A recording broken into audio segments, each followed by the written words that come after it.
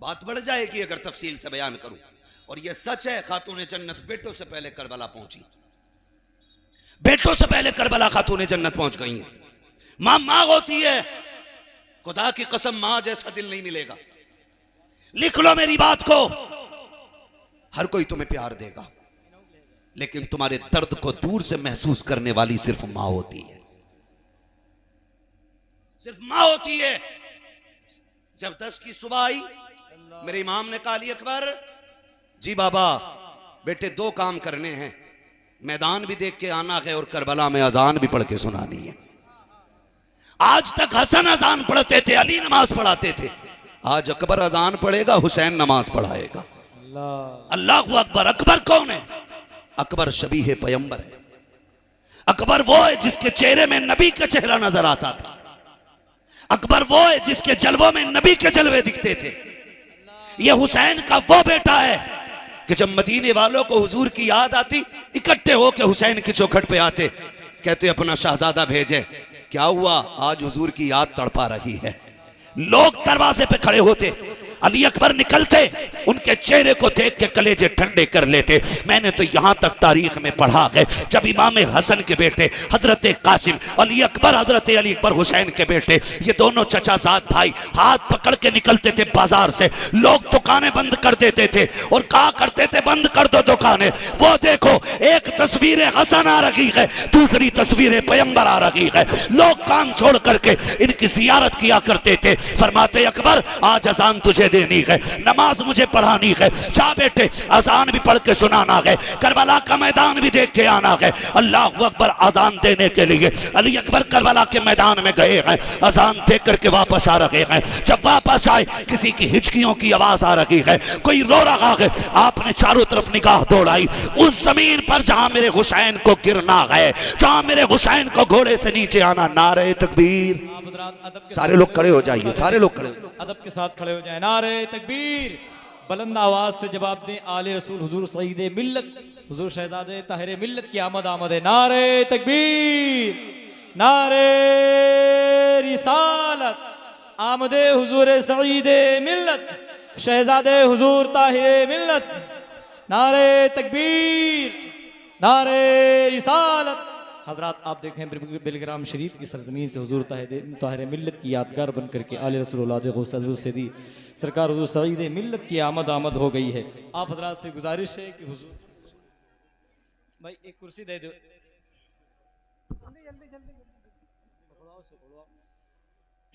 नारे तकबीर, नारे रिसालत, मसलके आला हजरत, जिक्र शहीद आजम शहजादे हुजूर ताहिर मिल्लत। ए भैया आप लोग मुसाफा ना करो वरना डिस्टर्ब हो जाएगा मामला। बैठ जाओ थोड़ी देर के लिए और बैठ जाओ, बैठ जाओ मेरे भाई, मेरे भाई बैठ जाए, बैठ जाए, बैठ जाए। जियारत कर ले, बहुत बड़ी बात है। अगर आप चाहते हैं कि बात मुकम्मल सुन लें तो फिर जो जहां है वहीं बैठ जाए, बैठ जाए। यही बहुत हमारे लिए हुजूर के बेटे के हाथ चूमने से ज्यादा अहम है इनके फरमान पे अमल करना। इन्होंने कह दिया बैठ जाओ तो बैठ जाओ, बस। माशाअल्लाह आप देख रहे माते की निगाहों से आले नबी औलादे अली। हाँ, करबला शरीफ की यादगार, हम सुन्नियों के दिल का करार, आकाई मौलाई सैयदी सनदी हुजूर सैयद सईद मियां साहिब क़िबला शहजादे हुजूर ताहिर मिल्लत माशाअल्लाह तशरीफ फरमा हो चुके। खुदा की कसम मैं फिर कह दूं इस बात को, चेहरा बता रहा है कि आले रसूल है, खुशबू ये कह रही है कि जन्नत के फूल हैं। अल्लाह सलामत रख के देखें, सरकार तशरीफ ले आए। और मैं एक बात ये कह दूं, खुदा की कसम अपने घर का दर्द जो है ना घर वालों को ज्यादा महसूस होता है। हम उतना महसूस नहीं कर सकते जितना सादात कर सकते। बेशक कितनी कुर्बानी लगी है दीन के लिए सादात की, तो जो है सारे लोगों की। जरा कह दें या हुसैन, और जोर से कह दें या हुसैन, या हुसैन। हजरत अली अकबर ने देखा कोई रो रहा है, अल्लाह अल्लाह अल्लाह। मुड़ के देखा चारों तरफ, एक खातून देखी, सर पे दुपट्टा, आंखों में आंसुओं की सौगात, सीने में दर्द, हिचकियों की आवाज। करीब जग गए, फरमाने लगे खातून कौन है? जवाब नहीं मिला। कौन है मां? बताना। कोई जवाब नहीं मिला। आप पलट के बाप के पास आए। मेरे इमाम ने फरमाया अकबर जी बाबा, देखा है मैदान कैसा है? कहने लगे मैदान तो देखा है, लेकिन एक अजीब चीज भी देखी है। कहा क्या? कहा मैंने एक खातून मैदान में देखी थी। अब्बा अजीब खातून है, अपने दुपट्टे के कोने से ना यूं जमीन को साफ कर रही थी और रो रही थी वो। मैंने उससे कई बार पूछा तू है कौन? उसने बताया नहीं। इतना सुना मेरे हुसैन की हिचकी बंद गई। सीने से बेटे को लगाया। हजरत अली अकबर शबीह पैगंबर कहते हैं अब्बा क्या बात है? क्या उस खातून से हमारा कोई रिश्ता है? आप क्यों रोती है? फरमाने लगे अकबर तू जिसे आम खातून समझ रहा है ना, वो कोई और नहीं, मेरी मां खातून जन्नत फातिमा ज़हरा आई है। मुझसे रुखसती के वक्त उसने कहा था हुसैन तू करबला बाद में पहुंचेगा, फातिमा पहले आएगी। लोग कहते हैं ये कैसे पहुंच गई, कैसे हो सकता है? मैं कहता हूं सुन, तारीख में बहुत बड़ा नाम जुनैद बगदादी का है, बहुत बड़ा नाम।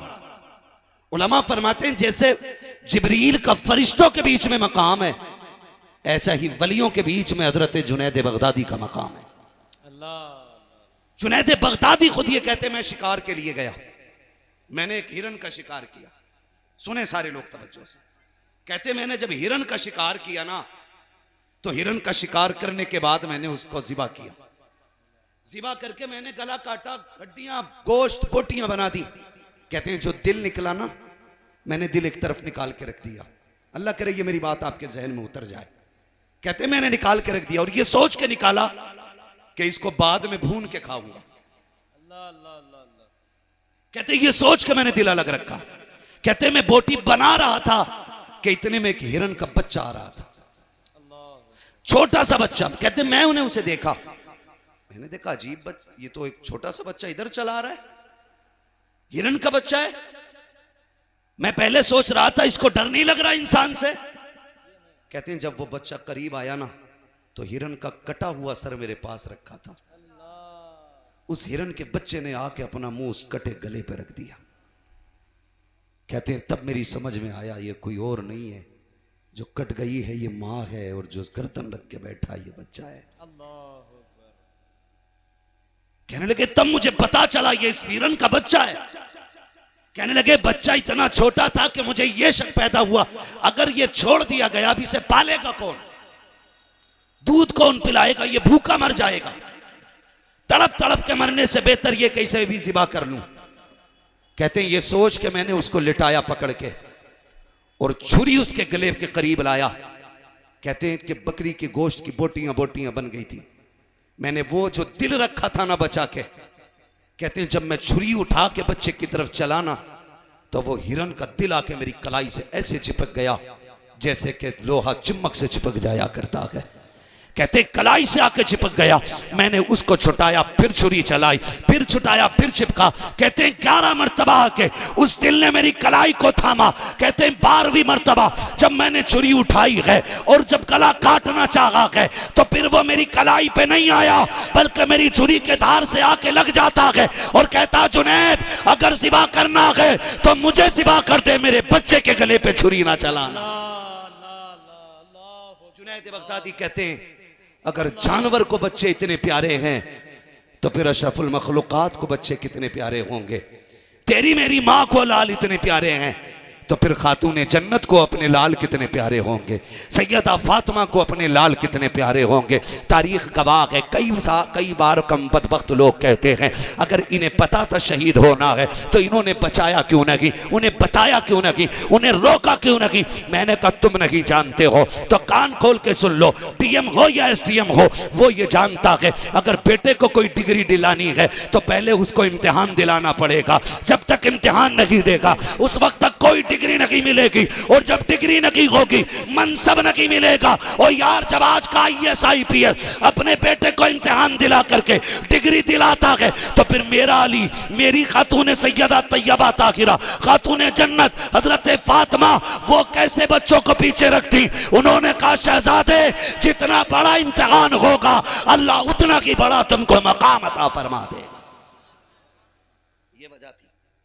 फिर इम्तिहान कितना बड़ा हुआ, इम्तिहान कितना बड़ा हुआ है।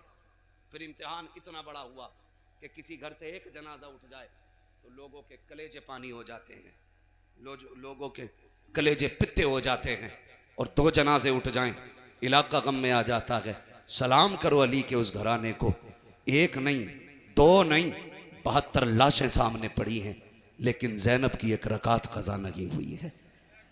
1 रकात सैयदा ज़ैनब की कज़ा नहीं हुई है।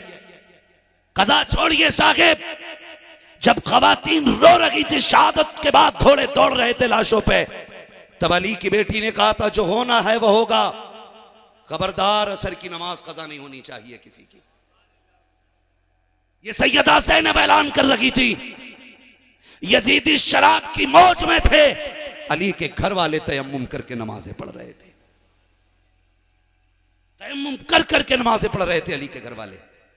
खुदा की कसम, एक बंदे का इंतकाल हो जाए, सारे रिश्तेदार आके तसल्ली देते, सारे आके बैठ जाते, खाना नहीं खाता कोई, उसे बुला बुला के खाना यार, उसके मुंह में जबरदस्ती लुक़्मे देते। लेकिन ये करबला है साहिब, यहाँ सारे शहीद हो गए हैं, ना कोई ज़ैनुल आबिदीन को तसल्ली देने वाला है, ना कोई सैयदा ज़ैनब का हौसला बढ़ाने वाला है। यहाँ रोने वाले भी खुद हैं, आंसू पोंछने वाले भी खुद हैं, यहाँ तड़पने वाले भी खुद थे, संभलने वाले भी खुद थे, यहाँ रोने वाले भी खुद थे, आंसू पोंछने वाले भी खुद थे। मगर खुदा की कसम बड़ी अच्छी बात कही थी किसी ने, हुसैन इब्ने अली की क्या मदद कर सकता था कोई, वो थे मुश्किल कुशा और थे मुश्किल कुशा वाले। ये नारा उर्का था जिस वक्त फौजे शाम से निकला कि देखो यूं निकलते हैं जहन्नम से खुदा वाले। ओ भाई खुदा की कसम, करबला इम्तिहान की जगह थी, करबला इम्तिहान की जगह थी, मुकम्मल इम्तिहान दिया अली के घर वालों ने।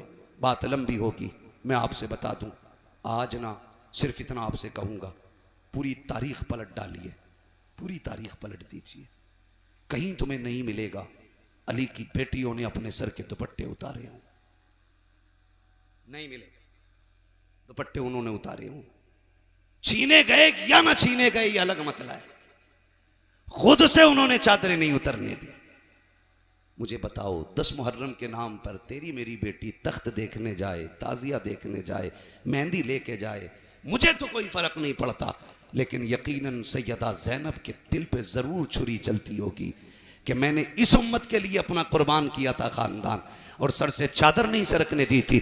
और ये हमारे ही 10 तारीख की शहादत के दिनों की आड़ लेकर के बेगैरती को आम करती जा रही हैं, सरों के दुपट्टे उतार दिए गए हैं, मेहंदी के नाम पे तमाशे बनाए जा रहे हैं, ताज़िये के नाम पे त्यौहार मनाया जा रहा है, नए कपड़े पहन करके खुशियाँ जताई जा रही हैं। वो भाई ये 10 तारीख का जो दिन था तेरे लिए तमाशे का दिन नहीं था, ये मेले का दिन नहीं था। दुनिया जानती है हुसैन ने जान सजदे में दी है, और आखिरी बार जब नेज़े पे गए तब भी कुरान पढ़ के सुनाया है। 10 तारीख में तमाशा नहीं, मेला नहीं, मेहंदी नहीं, काजे नहीं, तमाशे नहीं, तख्त नहीं, ड्रामे नहीं। अगर हो सके हर घर से कुरान की तिलावत की आवाज आनी चाहिए, हर घर मसल्ला बिछना चाहिए, और दुनिया को पता चलना चाहिए हुसैन ने तलवार के साए में सजदा किया था, हम छत के साए में हुसैन की सुन्नत को जिंदा कर रहे हैं।